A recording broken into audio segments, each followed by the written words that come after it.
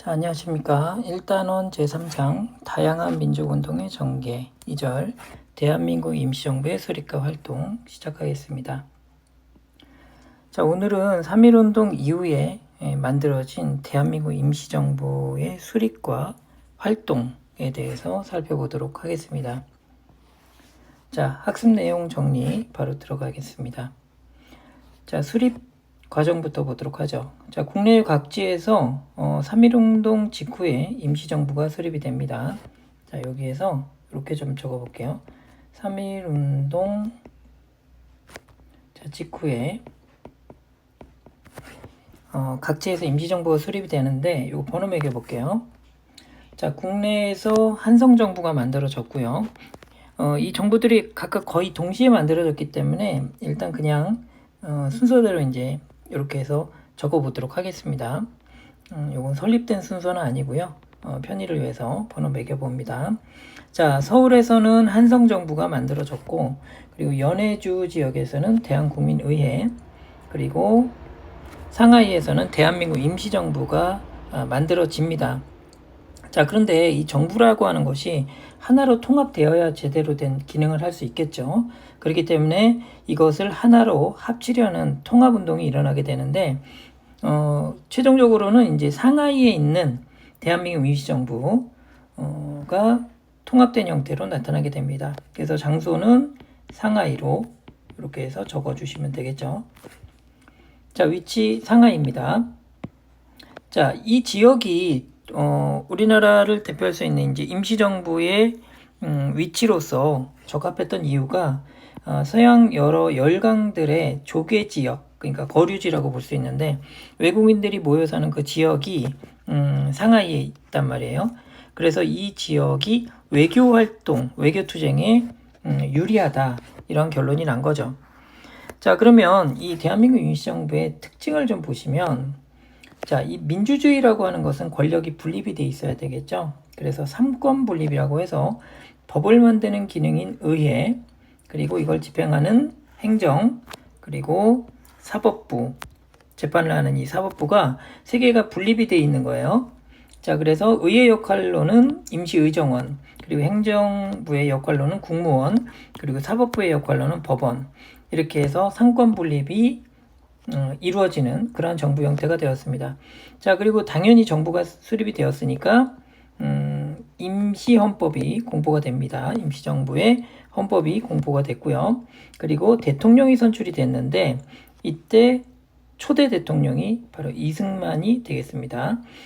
이분은 이제 외교론자였어요. 그래서 외교를 통해서 독립해야 된다라고 주장하셨던 분이고, 국무총리 2인자죠. 이 국무총리로는 그 당시 무장투쟁론자였던 이동희가 선출이 되었습니다. 자, 그러면 이 대한민국 임시정부의 역사적 의의는 무엇이냐? 바로 우리 민족의 염원으로 수립된 우리 역사상 최초의 민주, 그러니까 우리 시민들이 주인 되는 체제죠. 민주, 공화제, 왕이 없는 체제 공화제라고 했죠. 그래서 공화제 정부가 되겠다. 자, 이거 중요한 내용입니다. 우리 역사상 최초의 민주공화제 정부다. 자, 그럼 교과서 자료 잠깐 보면요. 임시헌법의 내용을 잠깐 보도록 하겠습니다. 자, 대한민국은 대한인민으로 조직이 된다.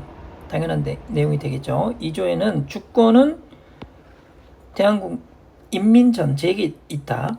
자, 그리고 4조에 보면은 인민은 일체 평등하다. 자, 그리고 3권이 분립이 돼 있다. 이러한 주된 내용으로 되어 있습니다. 자, 그러면 이제 수립 과정을 살펴봤고 임시정부의 본격적인 활동을 보도록 하겠습니다. 이 정부가 당연히 국내에 있어야 되겠지만 그 당시는 어떻게 보면 일제강점기라고 하는 굉장히 특수한 상황이었기 때문에 국내하고 연결이 되어야 되는 그건 필수적인 조건이겠죠. 그런데 일제감시하에서는 비밀리에 국내와의 어떤 연락을 담당하는 기구, 그리고 국내에 있는 행정조직망, 이것도 비밀리에 운영이 돼야 되겠죠. 이 두 가지 조직이 필요한데 우선 비밀 행정조직으로는 연통제가 운영이 되었고요. 그리고 통신기관, 연락망으로는 교통국이 운영이 되었습니다. 요거 두 개 기능이 살짝 다르니까 비밀 행정조직망의 연통제 그리고 통신기관으로서는 교통국이 있었다. 구분해서 알아두시면 되겠고요. 자, 그리고 임시정부의 활동을 알리는 그러한 기관지로는 독립신문이 발간이 되었는데, 이 독립신문은 과거에 서재필이 만들었던 이 독립협회 독립신문하고 이름이 같습니다. 그런데 지금 얘기하는 독립신문은 임시정부의 기관지였다. 그렇게 해서 봐주시면 되겠고요. 그리고 과거부터 있었던 한국과 일본의 관계를 정리한 사료집, 여기서 역사의 재료가 되는 기록들을 우리가 사료라고 하는데 이 사료집이 편찬이 됩니다. 자, 이를 통해서 일제 침략의 부당함과 한국 독립의 정당성을 전 세계에 알리는 역할을 했던 거고요. 자, 그리고 파리 강화회의에 파견되어 있던 김규식, 과거 신한청년당 대표였죠. 이분을 정권대사로 임명을 해서 독립정원서를 제출하게 됩니다. 자, 그리고 미국에서는 대통령 이승만이 중심이 되어서 구미위원부가 설치되어 외교활동을 주력하게 됩니다.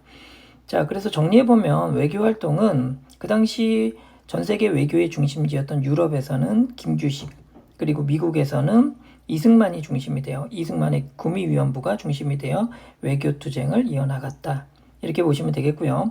자, 그리고 이와 아울러 군사조직도 당연히 있어야 되겠죠. 정부니까. 자, 근데 이 군사조직은 상하이에 있을 필요는 없겠죠. 우리 한반도와 붙어 있는 바로 이 만주 지역에 군대가 있는 것이 맞을 것 같습니다. 그렇죠. 독립군 활동이 거기서 이루어져야 되겠죠. 그래서 남만주에 육군 주만 참의부를 직속 부대로 편성해서 독립군 활동도 이어나가게 됩니다. 자, 그러면 여러분도 한번 정리해 볼게요. 자, 국내외 연결, 그리고 독립운동 자금 마련을 위해서 연통제 교통국 만들었고요. 문화적인 활동으로 문화 분야의 활동으로 독립신문 발간하고 한일관계 사료집 편찬하고요. 외교활동 그리고 군사조직까지 다양한 분야에서 독립운동을 하는데 막대한 독립운동 자금이 필요하겠죠. 이것은 미국과 중국에서 독립공채를 발행해서 충당을 하기도 했고요. 그리고 자발적인 의연금을 모금함으로써 독립운동 자금을 충당하기도 했습니다. 자, 그럼 옆에 단으로 넘어가서 자, 이제 3번 대한민국 임시정부의 개편 모색을 보도록 하겠습니다. 자, 이런 임시정부 활동에 어려운 상황이 닥쳤습니다. 바로 일제의 탄압으로 국내 비밀 행정조직망이었던 연통제와 그리고 연락망이었던 교통국이 붕괴가 됩니다. 자, 그리고 외교 활동도 단기간에 큰 성과가 나오지 않았죠. 자, 이렇게 되다 보니까 독립운동 방향을 두고 갈등이 일어나게 되는데, 그 중에 이제 가장 반대가 심했던 무장투쟁론자, 이동희라든가, 자, 그리고 실력 양성론도 있었습니다. 실력을 양성해서 독립을 하자. 안창호 선생님 같은 분. 그리고 이제 계속 지속적으로 외교 활동에서 성과를 내보자 라고 하는 주장하는 이승만과 같은 그런 분도 계셨죠.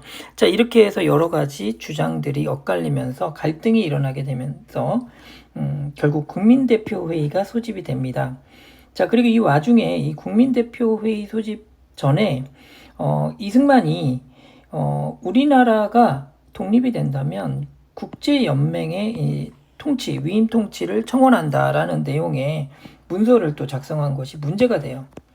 위임 통치 청원서라고 불리는데, 이것이 임시정부 내에서도 큰 문제가 되면서 결국은 국민대표회의가 소집이 됩니다. 이것이 1923년이고요. 자, 목적은 당연히 이 대한민국 임시정부가 앞으로 활동을 어떻게 할 것인가, 그리고 조직을 개편해야 할 것인가를 놓고 논의하기 위해서 모이게 된 겁니다. 여러 독립운동가들이 모여서 회의를 했는데, 문제는 이 회의에서 크게 두 가지 주장이 나옵니다. 임시정부를 완전히 해산하고 다시 다른 조직으로 재수립을 하자. 이것이 창조파고요. 반면에 약간의 손질만 하고 임시정부는 틀은 놔둔 채 약간의 어떤 개조가 필요하다. 라는 그러한 주장, 이것이 개조파인데, 한마디로 창조파와 개조파가 나뉘어서 대립을 하게 됐는데, 더 큰 문제는 회의가 결론이 나지 않고 결렬이 돼 버렸다는 거예요. 장기간 이 회의가 지속이 되면서 많은 독립운동가들이 여기에 대해서 실망하고 다수 이탈하게 됐고요. 임시정부는 세력이 굉장히 약화됩니다. 자, 이런 상황 속에서 결국 초대 대통령이었던 이승만은 탄핵이 되고요. 2대 대통령으로 박은식이 추대가 됐지만, 이 박은식이 이제 곧 이어 또 돌아가시게 되면서, 박은식 선생님께서 돌아가시게 되면서, 이 임시정부 체제가 국무령제로 전환이 되고 집단 지도 체제가 도입이 되는데, 이때 이 집단 지도 체제에서 리더십을 발휘했던 새로운 인물, 바로 김구 선생님 되겠습니다.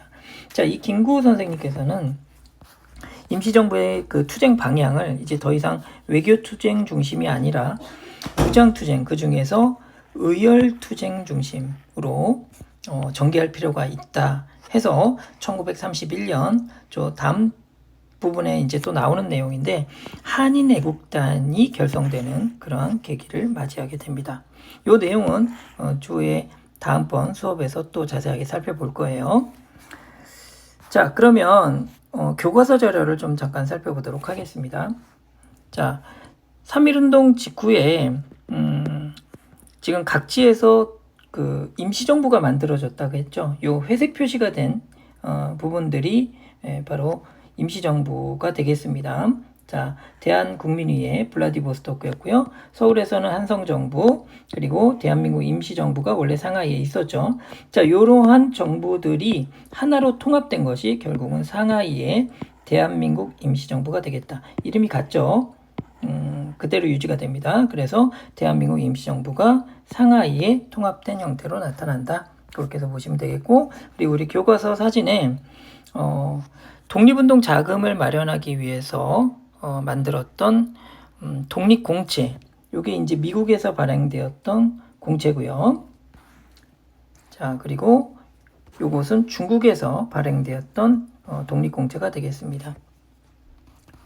자, 요 밑에 내용들도 한번 개인적으로 읽어보시면 될 것 같습니다.